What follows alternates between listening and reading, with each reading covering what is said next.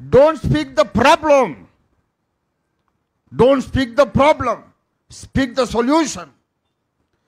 చాలామందికి సమస్య మాట్లాడాలని ఇంట్రెస్ట్, ఇవాళ అందులోనే మునిగి ఉంటారు. ఆ సమస్య తలకాయ నిండా అదే. కొంతమంది నా దగ్గరకు వస్తారు, కడుపులో నొప్పి అంటారు. నేను ప్రార్థన చేస్తాను, ప్రభువా నీకు స్కానింగులు గీనింగులు ఏం అక్కర్లేదు, సృష్టికర్తవు నీకు అన్నీ తెలుసు. ఈ కడుపు నొప్పి ఎందుకు వచ్చిందో, దానికి కారణం ఏంటో, దానికి కారణమైన ఇన్ఫెక్షన్ ఏంటో నీకు తెలుసు. What ever it is. సిలువలో నువ్వు వేలాడినప్పుడు మా పాపాలు మోసావు, మా రోగాలు కూడా మోసావు. ఇప్పుడు ఈ అమ్మ కడుపులో నొప్పిని కూడా సిలువలో మోసేసావు. నువ్వు మోసిన తర్వాత మళ్ళీ ఈవెందుకు మోయాలి తండ్రి? తీసేయి నొప్పిని.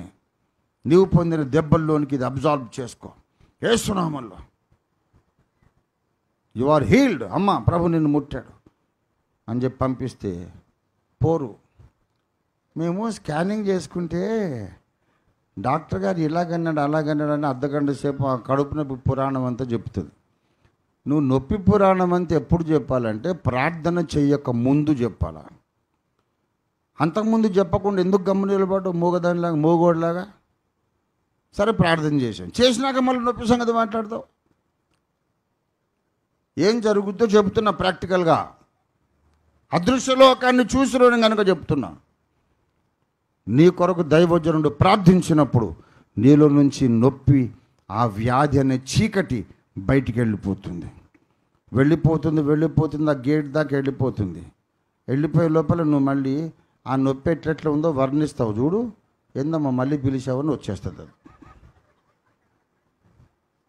అది మళ్ళీ వస్తుంది, నువ్వే పిలుస్తున్నావు. అందుకే వీళ్ళు కనబడ్డ భక్తుని దగ్గరల్లా ప్రార్థన చేయించుకుంటారు. మళ్ళీ ఊరికి ఇంకొక ఆయన వస్తే మళ్ళీ ప్రార్థన, ఇంకొక ఆయన వస్తే మళ్ళీ బ్రతుకంతా ప్రార్థన చేసుకోవడం. ఎందుకంటే ప్రార్థన చేసిన తర్వాత భక్తుడు వెళ్ళగొట్టిన నొప్పిని, ఆ రోగాన్ని వీళ్ళే పిలుస్తారు. మళ్ళీ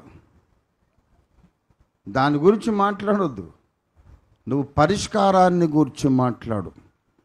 దేవుడు నీకు ఇచ్చిన స్వస్థత ఎక్కడుందండి చెప్పడానికి? స్వస్థతను మాట్లాడమంటావు, ఎక్కడుంది స్వస్థత? అరే వాక్యంలో ఉంది. వాక్యంలో ఉండడమే నీ బ్రతుకులో ఉండడం, బైబిల్లో ఉండడమే నీ మనసులో ఉండటం. Speak the solution. నీ బ్రతుకులోకి నువ్వు ఐశ్వర్యాన్ని మాట్లాడు, ఆరోగ్యాన్ని మాట్లాడు, ఆనందాన్ని మాట్లాడు. Speak Joy in to your life, speak health in to your life.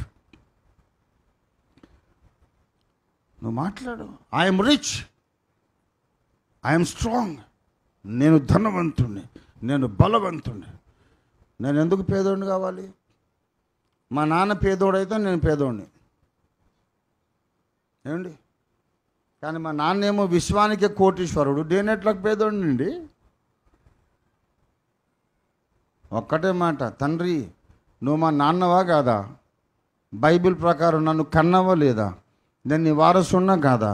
నీ దగ్గర ఐశ్వర్యం అంతా ఉన్నదా లేదా? మరి దానికి నేను వారసున్నా కదా, నేను ఎందుకు పేదోడిగా ఉండాలి?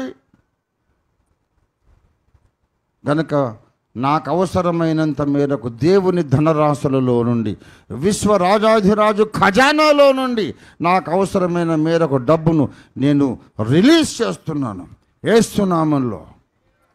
ప్రతిరోజు ఐశ్వర్యాన్ని మాట్లాడండి.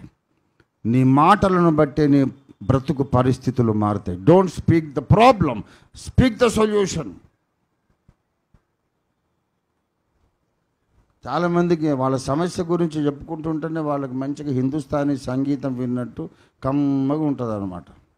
వాళ్ళకి ఏం కావాలంటే సొల్యూషన్ కాదు, అదంతా విని మనం అయ్యో పాపం అంటాం కదా. బా కమ్మగా ఎంత మంచిగా అన్నావు అక్క, మళ్ళీ అన్న ఎట్లా.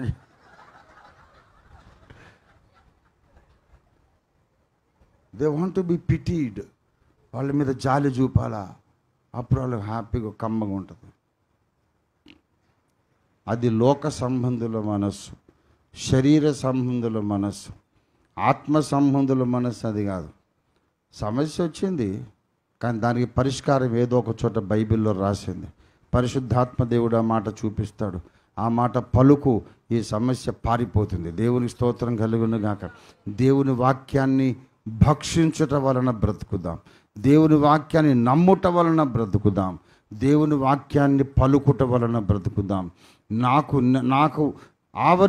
నన్ను ఆవరించిన సమస్యను గూర్చి దేవుడు బైబిల్లో ఏమన్నాడో అదే మాట నేను పలుకుట ద్వారా నా బ్రతుకులోకి పరిష్కారం వచ్చేస్తుంది. చీకటి ఆవరించింది భూమి మీద. దేవుడు దిగొచ్చాడు, చూశాడు, ఈ పరిస్థితి బాగోలేదు అనుకున్నాడు. ఇక తండ్రి కుమార పరిశుద్ధాత్మలు మీటింగ్ పెట్టి, కొడుక ఏంటి ఇంత చీకటి ఉంది, మనం మనుషులను చేద్దాం అనుకుంటున్నాం, వాళ్ళు ఎట్లా బతుకుతారు ఈ చీకట్లో, దిస్ ఇస్ వెరీ బ్యాడ్. ఎట్లా ఎంత చీకటి ఉంది అయ్య బాబోయ్ అని మాట్లాడుకుంటూ కూర్చోలేదు. వాళ్ళు డైరెక్ట్గా ఏమన్నాడంటే వెలుగు కలుగును గాక అన్నాడు. అలాగా మాట్లాడే శక్తిని దేవుడు గుర్రానికి, గాడిదలకు, గేదెలకు, సింహాలకు, పుల్లకు దేనికి ఇవ్వలేదు, ఒక్క మనిషికి ఇచ్చాడు. దేవునికి స్తోత్రం కలుగును గాక. మాటలాడుట ద్వారా చీకట్లో వెలుగును కలిగించాడు దేవుడు. నువ్వు దేవుని కొడుకువైతే నీవు కూడా నీ బ్రతుకు చీకట్లోకి వెలుగును మాట్లాడు, వెలుగును పలుకు. నువ్వు పలికితే నీ బ్రతుకు చీకట్లోకి వెలుగు వచ్చేస్తుంది. దేవుని స్తోత్రం కలుగును గాక. Hallelujah. Speak like God would have spoken. దేవుడు వచ్చి నీ బ్రతుకును చూస్తే, నీ బ్రతుకులో ఇన్వాల్వ్ అయితే ఏం మాట్లాడతాడు ఆయన? ఈ సమస్య తొలగిపోవునుగాక, ఈ గొప్ప పర్వతము చదును భూమి యగునుగాక అంటాడు. అయిపోతుంది అంతే. నువ్వు 1,00,000 మందికి సమస్య చెప్పుకున్న సమస్య తీరదు. ఇంత పెద్ద కొండ వచ్చింది నా ముందుకు, ఏం చేయాలా? నువ్వు 1,00,00,000 మందికి చెప్పుకో, ఆ కొండ అక్కడే ఉంటుంది. నువ్వు కొండతో మాట్లాడు, వెళ్ళిపో, ఎందుకున్నావు నా ఎదుట, ఏస్తున్నామంలో. నువ్వెంత మాత్రపు దానవు నన్ను అడ్డగించడానికి. నువ్వు మాట్లాడగలిగితే కొండ అప్పచైపోతుంది. దేవునికి స్తోత్రం కలుగును గాక. హల్లెలూయా. గనక వాక్యము ద్వారా బ్రతకడం నేర్చుకుందాం. అప్పుడే మనం ఈ ప్రపంచానికి వెలుగై ఉండగలుగుతాం, ఉప్పుగా ఉండగలుగుతాం. దేవుని శక్తి మన ద్వారా ఈ లోకంలో పనిచేస్తుంది.